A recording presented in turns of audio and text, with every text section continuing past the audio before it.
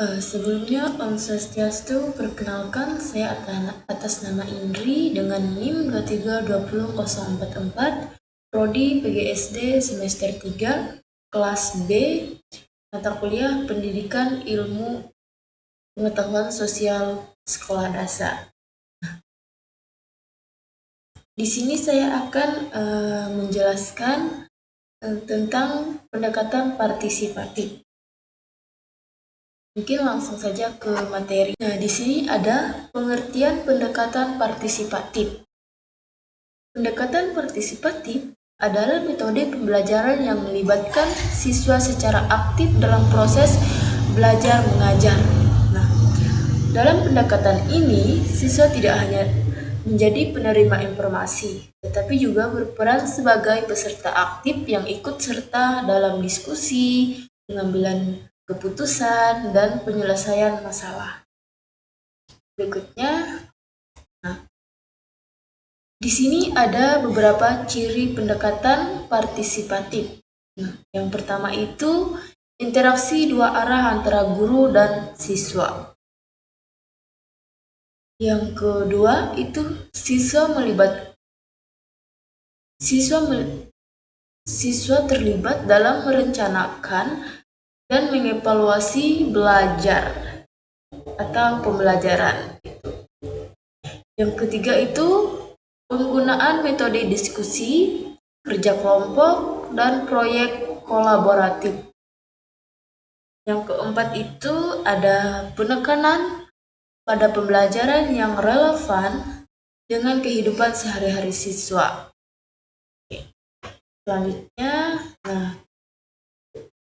di sini juga ada keuntungan dan tantangan pendekatan partisipatif dalam kelas. Nah, yang pertama itu ada keuntungan. Yang pertama itu meningkatkan kestabilan siswa. Siswa menjadi lebih aktif dan memotivasi karena mereka merasa memiliki peran dalam proses belajar. Nah, yang kedua itu ada pengembangan keterampilan sosial. Nah, siswa belajar bekerja sama, berkomunikasi, dan berpartisipasi dalam diskusi kelompok.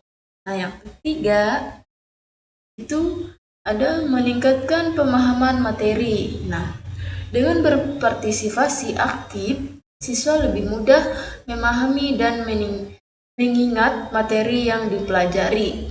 Dan yang keempat itu ada mendorong kemandirian. Nah, siswa belajar memahami inisiatif dan tanggung jawab atas pembelajaran mereka sendiri. Dan yang kelima, itu ada menciptakan lingkungan belajar yang menyenangkan. Nah, ini interaksi dan kolaborasi antara siswa dan guru dapat menciptakan suasana kelas yang dinamis dan menyenangkan. Nah, selanjutnya itu ada tantangan. Di sini ada beberapa tantangan dalam pembelajaran partisipatif. Yang pertama itu memerlukan persiapan yang lebih matang.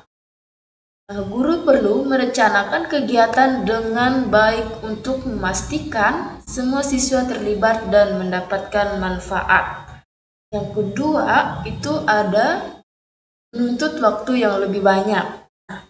Proses diskusi dan kerja kelompok memerlukan waktu yang lebih lama dibandingkan metode ceramah. Nah, yang ketiga itu ada menghadapi perbedaan kemampuan siswa. Nah, perbedaan kemampuan siswa dan minat siswa dapat menjadi tantangan dalam memastikan semua siswa berpartisipasi aktif. Yang keempat itu ada membutuhkan pengelolaan kelas yang efektif. Nah, guru perlu memiliki keterampilan manajemen kelas yang baik untuk mengatur dinamika kelompok dan menjaga fokus siswa. Nah, selanjutnya itu ada contoh kolaboratif yang berhasil mendekatkan partisipasi siswa dalam pembelajaran IPS. Nah, ini ada salah satu contohnya, itu proyek penilaian lokal. Nah, deskripsinya itu siswa bekerja dalam kelompok kecil untuk melakukan penelitian tentang sejarah, kebudayaan, atau isu sosial di komunitas lokal mereka. Ada beberapa langkahnya ini. Yang pertama itu, siswa memilih topik penelitian yang relevan dengan mata pelajaran IPS. Yang kedua itu ada melakukan wawancara dengan tokoh masyarakat, mengumpulkan data, dan mengunjungi situs lokal. Adapun yang ketiganya itu menyusun laporan penelitian dan mempresentasikan di depan kelas. Nah, di sini juga terdapat keuntungan.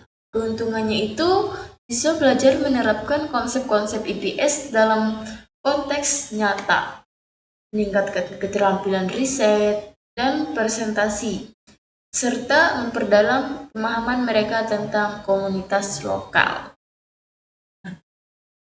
Mungkin masih banyak contoh lainnya, tapi saya mengambil salah satu aja. Ini terdapat kesimpulan. Kesimpulan dari pendekatan partisipatif. Nah, kesimpulannya itu, pendekatan partisipatif dalam pembelajaran IPS memberikan kesempatan bagi siswa untuk berperan aktif dalam proses belajar mengajar. Nah, dengan melibatkan siswa secara langsung, mereka tidak hanya belajar secara akademis, tetapi juga mengembangkan keterampilan sosial dan kemandirian. Nah, meskipun menghadapi tantangan, keuntungan yang diperoleh membuat pendekatan ini layak untuk diterapkan. Nah, berarti pendekatan partisipatif ini dapat diterapkan di sekolah, baik dalam proses belajar mengajar. Jadi begitu. Nah, mungkin sekian dari saya ucapkan terima kasih. Jika banyak kekurangan, saya mohon maaf. Atau jika ada kesalahan, saya mohon maaf. Saya tutup dengan Prama Santi.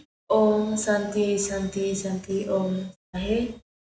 Bye-bye.